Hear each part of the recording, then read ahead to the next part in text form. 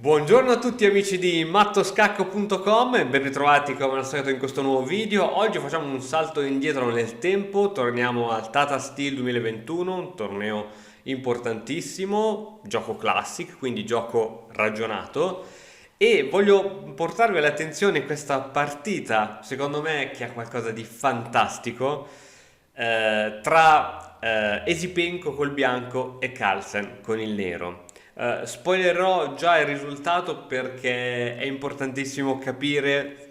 Mi piace molto provare a mettermi nei suoi panni dal punto di vista psicologico, nei panni del bianco. Esipenko, questo ragazzo di 18 anni, diventato gran maestro a 16, un ragazzo russo, con una faccia veramente buona. Se voi lo vedete, veramente dici, "Ah, che bravo ragazzo questo." E sono felice che abbia battuto il campione del mondo perché per un giovane gran maestro di 18 anni battere in una partita ragionata il campione del mondo è una soddisfazione impagabile. E nel corso della partita vedremo come, ehm, siccome è andato in vantaggio abbastanza presto, e il grande maestro sa valutare la posizione, sa capire quando è in vantaggio, allora giocherà tutto il resto della sua partita con questa ansia perenne di dire cazzarola, vai che se continuo così batto il campione del mondo. Poi sapete che a scacchi basta una piccola imprecisione e l'asticella si ribalta totalmente dall'altra parte, quindi ha giocato con una grande tensione per tutta la partita e quando finalmente alla fine Carlsen dice vabbè dai,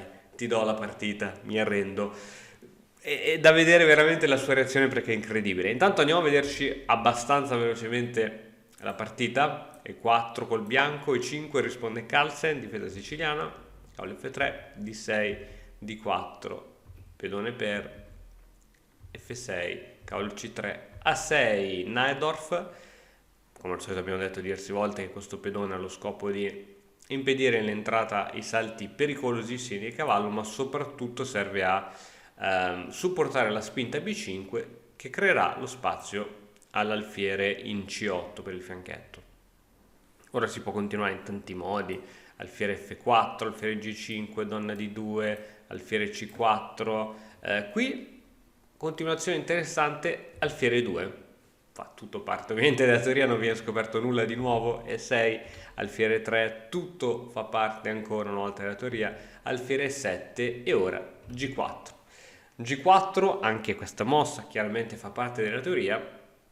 Il bianco, visto che probabilmente si creerà una situazione di arrocchi contrapposti, cioè un re è su un angolo, l'altro re è sull'altro angolo della scacchiera, la teoria degli scacchi dice ok, in situazioni di arrocchi contrapposti spingi i pedoni contro il re e fregatene, e il bianco si sta già preparando a questa evenienza. Ma non è solo il bianco che si prepara, è anche Carlsen che si prepara a spingere i propri pedoni e quindi fa la spinta B5. G5, oh, questa in effetti non me l'aspettavo, ma fa parte della teoria. Chiaramente cavallo in F va in D7 e adesso attenzione che questo pedone è attaccato due volte ed è difeso solo una volta, quindi vuol dire che bisogna mettere un altro difensore su questo pedone. Tuttavia il bianco gioca in maniera sorprendente giocando la spinta A3. Viene sacrificato in apertura questo pedone e questa mossa è particolare perché questo pedone avrebbe potuto creare problemi ai pedoni dell'arrocco, invece viene volutamente sacrificato.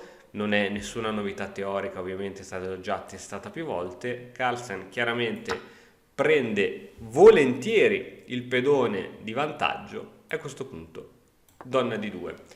Viene accelerato lo sviluppo grazie a questo sacrificio, ma soprattutto l'idea è quella di giocare il prima possibile torre G1 creando complicazioni contro l'arrocco avversario. Il bianco sa già che non arroccherà corto, sa invece che il nero arroccherà corto, quindi cerca subito di creare attacchi contro il re. Cambio degli alfieri scuri e a questo punto mossa di Carlsen piuttosto aggressiva che il computer non considera molto precisa. Qui ci sarebbe tanto da fare, completare lo sviluppo eccetera, ma Carlsen gioca donna in H4. L'idea di donna H4, ovviamente la donna da qui controlla un po' di cose, ma soprattutto impedisce torre G1 perché si perderebbe subito il pedone in H2. Domanda: ma si impedisce veramente torre G1? Perché qui Esipenko gioca veramente torre G1. e a questo punto Carlsen gioca G6.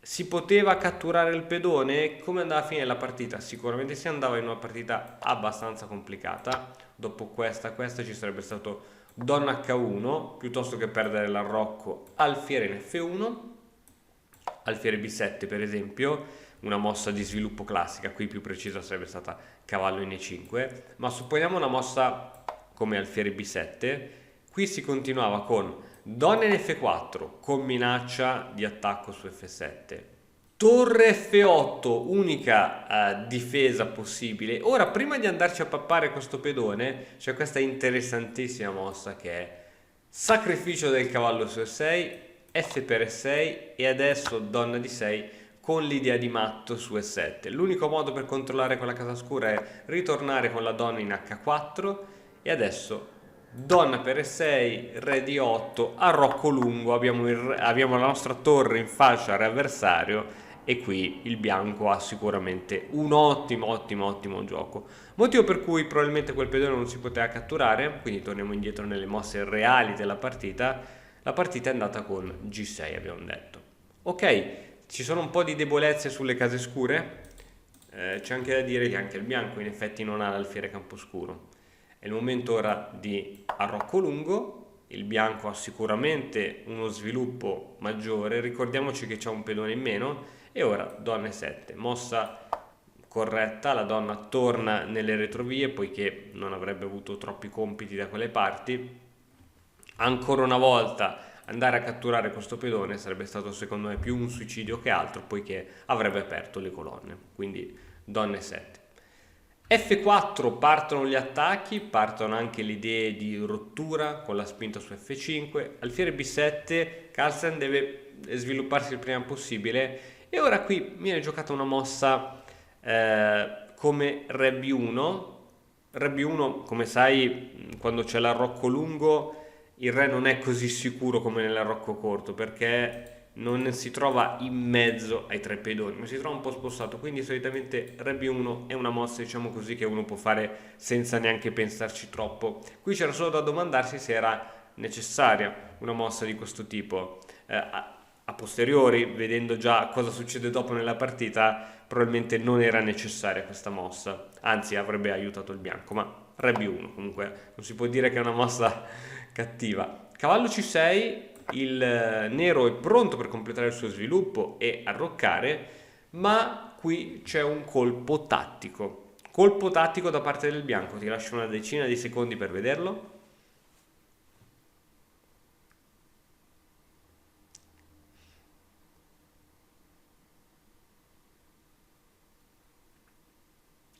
Se intendi migliorare la comprensione del tuo gioco, allora vienici a trovare all'interno dell'Accademia di Matto Scacco. Ok, devi essere un bravissimo giocatore per vederla.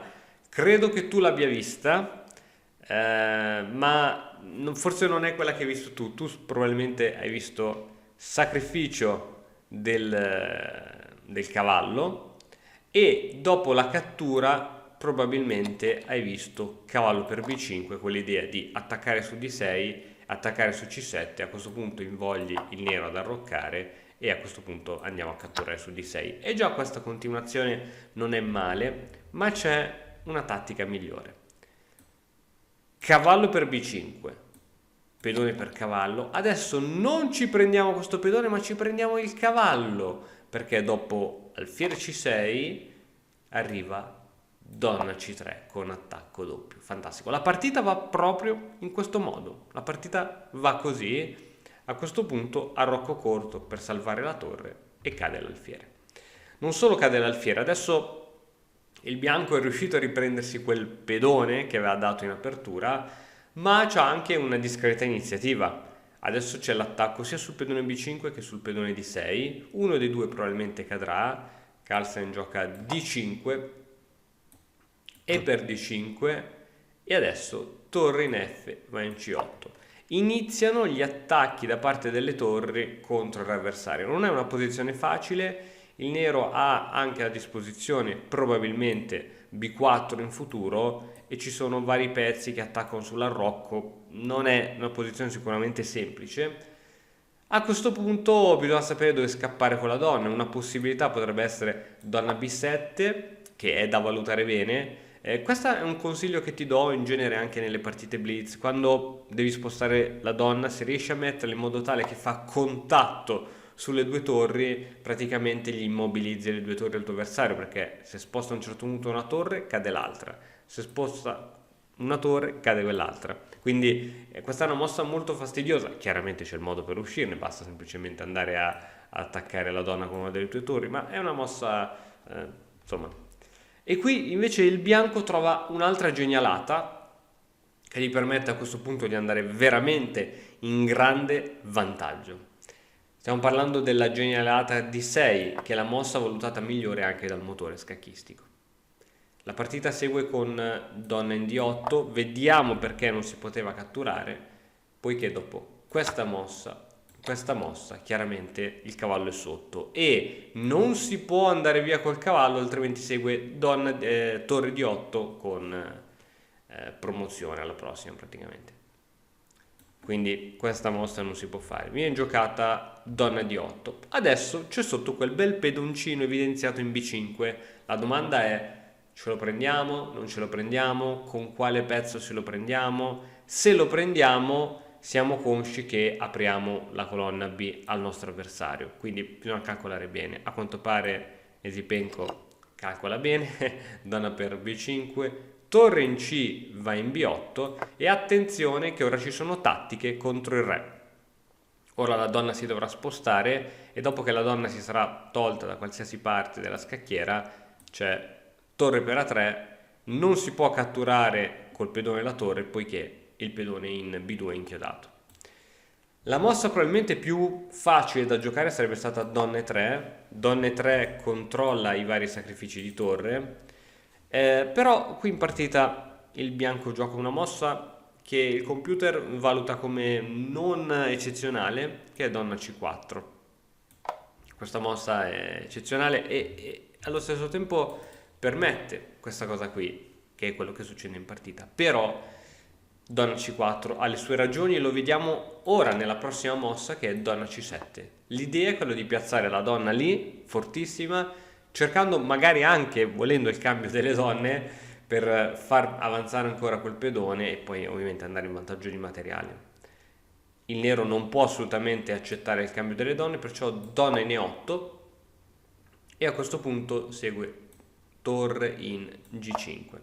L'idea è quello di andare a cambiare un paio di torri per rendere più facile la situazione, perché con le due torri può succedere sempre di tutto. Con una torre la situazione è molto più gestibile. Quindi l'idea è di torre B5, mi cambi le torri, io mi ritroverò qui con l'alfiere che attacca due volte il tuo cavallo, dietro c'è la regina, quindi la motivazione è questa. A questo punto Carlsen gioca torre in A4, che ovviamente attacca su F4 e invoglia in qualche modo il bianco a giocare questa mossa, però qui il bianco gioca torre A5. Ti faccio vedere perché. Queste sono anche tutte trappole molto sottili. Perché non si poteva giocare questa bellissima mossa? Perché seguiva questo sacrificione e su questa avrebbe messo in seria difficoltà il bianco, perché sarebbe dovuto iniziare a scappare. Scacco, si scappa ancora e ora il re praticamente è abbastanza esposto. Dopo questo scacco vabbè, ci prendiamo la torre prima o poi, però la situazione è che il bianco ha sicuramente un pedone molto avanzato e che se il nero non dà continuazione a scacco probabilmente avanzerà e andrà a promozione. Il problema è che questo re sembra veramente veramente tanto esposto e può accadere di tutto. Qui diciamo che è incalcolabile perché le varianti sono infinite, la donna può dare scacchi in 2000 posti, quell'intuito che ti dice ok, io a un certo punto posso nascondermi dietro la torre, però una volta che mi sarò nascosto dietro la torre ci saranno gli scacchi da dietro, quindi si intuisce che qui la posizione probabilmente il nero tramite scacchi magari riuscirà a dare molto fastidio, quindi è una variante dove ovviamente il bianco non voleva andarci, motivo per cui viene giocata la semplice, tra virgolette, semplice torre a 5. L'idea ancora è quello di cambiare un paio di torri. Torre in A va in B4, adesso c'è un attacco sul punto B2, B3, mossa tra virgolette semplice, torre che ritorna in difesa sia sulla difesa del cavallo sia che attacco sulla donna. Donna in C3, donna in D8, la donna si toglie da eventuali inchiodature e ovviamente inizia a crea pressione e può dare anche una mano in attacco da queste zone qui. Alfiere F3 si minaccia la torre che non può muoversi orizzontalmente perché da una parte c'è la torre, dall'altra parte c'è il pedone. Vediamo dove si sposta questa torre in B4, in effetti l'unica possibilità. Donna G7, l'avete già vista questa posizione? Mi sa di sì. Donna F6, lasciando Carlsen, lascia il proprio cavallo sospeso e ovviamente c'è un trucco, torre A8 viene giocata perché non si poteva catturare il cavallo, poiché dopo la cattura, sacrificione, cattura, scacco, il re si sarebbe dovuto spostare da qualche parte, donna B2, scacco matto. Quindi tutte belle tattichine. Ovviamente come dicevamo Esipenko non cattura il cavallo ma gioca torre A8. Questa torre ovviamente supportata dall'alfiere. L'idea qual è? Quello di cambiare sto paio di torri perché è un casino. Vediamo cosa succede, cambio. L'alfiere del bianco è nell'angolino, probabilmente non è la posizione migliore, qui Carlsen respira un pochettino. Donna F5, ancora un altro trucco, un'altra mossa e ancora una volta il cavallo viene lasciato sospeso.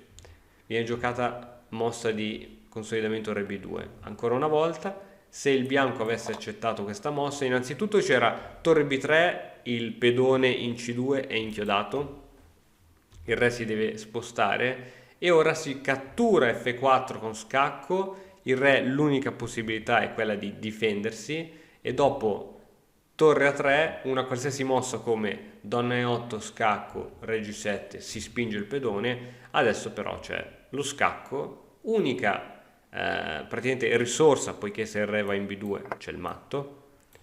Unica risorsa è quella di spostarsi con re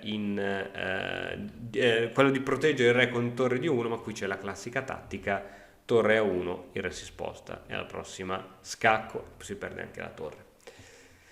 Ok, quindi è interessante. Perciò su donna F5 il bianco non cattura il cavallo ma gioca re B2, segue torre B5, adesso sì che si cattura il cavallo, il Carlsen tenta il tutto per tutto, torre C5 con attacco su C2 e torre C1, la mossa più tranquilla, difendo questo punto, donna per F4 e ora donna E8 scacco, re G7, D7 e su questa mossa Carlsen decide di abbandonare. Guardate la tensione, non ci crede ancora Esipenko di aver vinto questa partita contro il campione del mondo. A 18 anni potrà vantare nel curriculum di aver battuto il campione del mondo di scacchi in una partita classic, cioè si può battere il campione del mondo in una blitz, magari ti esce la partita fortunata, magari vedi il colpo tattico, non l'ha visto, ma in una partita ragionata